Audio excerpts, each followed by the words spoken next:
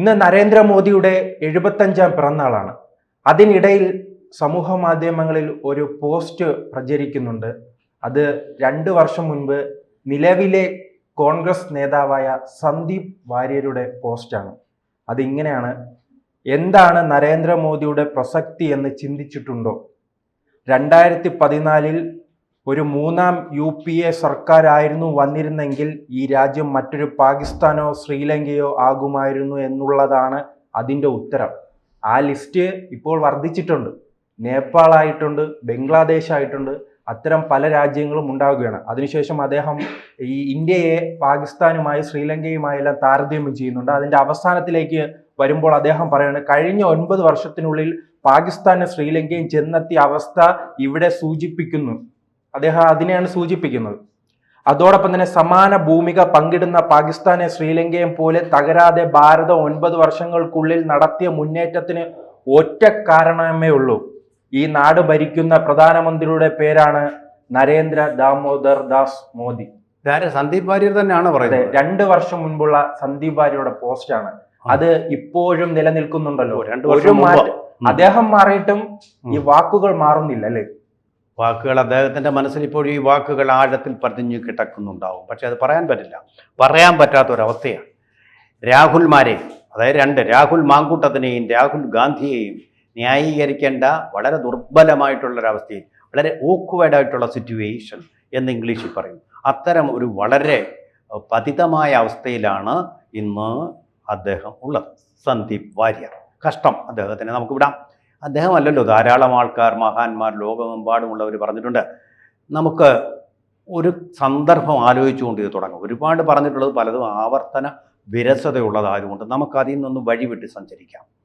അതായത് ഗുജറാത്ത് കലാപം ആളിക്കത്തി നിന്ന നാളുകളിൽ എവിടെ രാജധർമ്മം എന്ന് പ്രധാനമന്ത്രി അടൽ ബിഹാരി വാജ്പേയി ഗുജറാത്തിൽ നിന്നുകൊണ്ട് ഇങ്ങനെ തന്നെ കൈ കാണിച്ചുകൊണ്ട് ഇദ്ദേഹത്തിന് നേർക്ക് ചോദിച്ച ആ സന്ദർഭത്തിൽ ഒരിക്കൽ അദ്ദേഹം കന്യാകുമാരിയിലേക്ക് ഒരു ചടങ്ങിന് പോകാൻ വേണ്ടി കേരളത്തിൻ്റെ തലസ്ഥാനമായിട്ടുള്ള തിരുവനന്തപുരത്ത് വിമാനത്തിൽ വന്നിറങ്ങി. പത്രക്കാരെല്ലാം കൂടെ പറഞ്ഞു.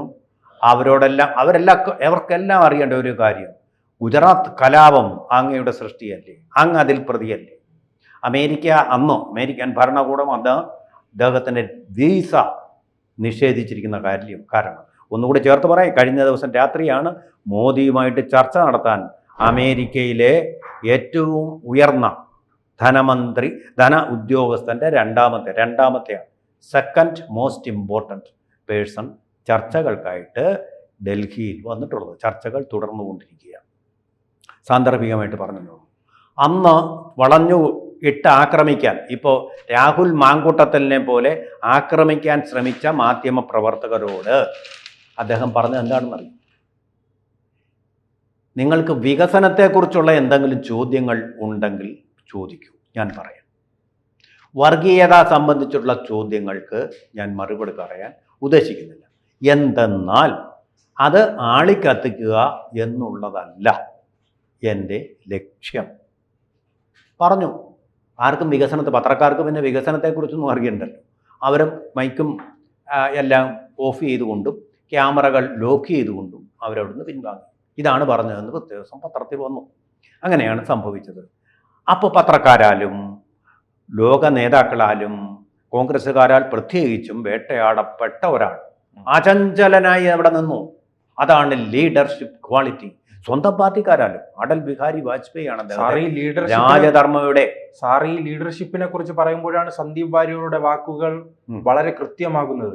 ശ്രീലങ്ക, പാകിസ്ഥാൻ, പിന്നീടുണ്ടായ ഇപ്പോൾ നേപ്പാൾ, ബംഗ്ലാദേശ് അടക്കമുള്ള എല്ലാ രാജ്യങ്ങളും തകർന്ന് തരിപ്പണമാകുമ്പോൾ കൂടുതൽ കരുത്തോടെ സൈനികപരമായ കൂടുതൽ കരുത്തോടുകൂടി രാജ്യം പുരോഗമിക്കുകയാണ്, സാമ്പത്തികപരമായി മുന്നേറുകയാണ് അല്ലേ ഈ നരേന്ദ്രമോദിയുടെ കീഴിൽ. മുന്നേറ്റത്തിൻ്റെ കാര്യം പറയുകയാണെങ്കിൽ ഒരു പുസ്തകം തന്നെ എഴുതാനുണ്ടാവും. ഇപ്പോൾ ഒടുവിൽ വന്നിരിക്കുന്ന GST വരെ, അതുപോലെ തന്നെ നമ്മുടെ എല്ലാവർക്കും തുറസായ സ്ഥലത്തുള്ള വിസർജനത്തിൽ നിന്നുള്ള മുക്തി ഇന്ത്യയിൽ അംഗമാണ്. നമ്മൾ കാണുന്ന ഒരു കാഴ്ച നമ്മൾ പരിഹസിക്കുകയും വിദേശികൾ മൂക്കുപൊത്തുകയും ചെയ്ത ഒന്നാണ്. നമ്മൾ തീവണ്ടിയിലെ കേരളത്തിൻ്റെ വാളയാർ അതിർത്തി കടന്നാൽ കാണുമ്പോൾ ഒരു ചെറിയ പാത്രവും എടുത്തുകൊണ്ട് അവിടെ ഇരുന്ന് വിസർജനം നടത്തുന്ന ജനങ്ങൾ, ആണും പെണ്ണും നിരന്നിരുന്നുകൊണ്ട് റെയിൽവേ ട്രാക്കുകളുടെ അരികുകളിലിരുന്ന് കാഴ്ച നമ്മളെല്ലാവരും സാധാരണ ദൃശ്യം പോലെ കണ്ടുകൊണ്ടേയിരുന്നതാണ്. ഇന്ന് ഏതെങ്കിലും ദൃശ്യം കാണാൻ പറ്റുന്നുണ്ടോ അവിടെ? അങ്ങനെ ഇന്ത്യൻ റെയിൽവേ ലോകത്തിലെ, ഏഷ്യയിലെ ഏറ്റവും വലിയ റെയിൽവേ, അത് പോകുന്ന വഴികളിൽ എവിടെയെങ്കിലും ഇങ്ങനെയൊരു സംഭവം ഉണ്ടാകുന്നുണ്ട്? അവിടം തൊട്ട് തുടങ്ങി മഹാത്മാഗാന്ധിയുടെ ആദർശമാണ് അദ്ദേഹം നടപ്പാക്കിയത്, സ്വപ്നമാണ് അദ്ദേഹം, ഈ മറ്റൊരു ഗുജറാത്തുകാരനായി അദ്ദേഹം നടപ്പാക്കിയത്. അതിൽ കഴിഞ്ഞിട്ട് ഇപ്പോൾ GST വഴി ആളുകളുടെ സാധനങ്ങൾ വാങ്ങുന്നതിനുള്ള വിലക്കയറ്റത്തിൻ്റെ ഭാരം കുറഞ്ഞിരിക്കുകയാണ്. ഇപ്പോൾ ഏറ്റവും ഒടുവിൽ പറഞ്ഞിരിക്കുന്നത് എന്താ?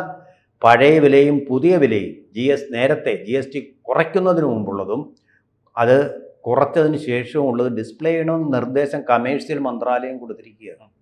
മോദി ടച്ചാണ്, മോദിയുടെ മാന്ത്രിക സ്പർശം തന്നെ. പ്രധാനമന്ത്രി ഇന്ദിരാഗാന്ധി പോലും പറഞ്ഞിരുന്നത് തൻ്റെ കയ്യിൽ മാന്ത്രിക ദണ്ഡുകളില്ല പട്ടിണി ഇല്ലാതാക്കാൻ. അങ്ങനെയുള്ള യാതൊരു അവകാശവാദവും നടത്താതെയാണ് നരേന്ദ്ര ദാമോദർ ദാസ് മോദി ഇന്ദിരാഗാന്ധിയുടെ ഗരീബി ഹഠാവോ എന്ന മുദ്രാവാക്യങ്ങൾ കൊണ്ട് മാറ്റാനാവാത്ത 26% വരുന്ന ഇന്ത്യൻ ജനസംഖ്യയിലെ പട്ടിണിക്കാരെ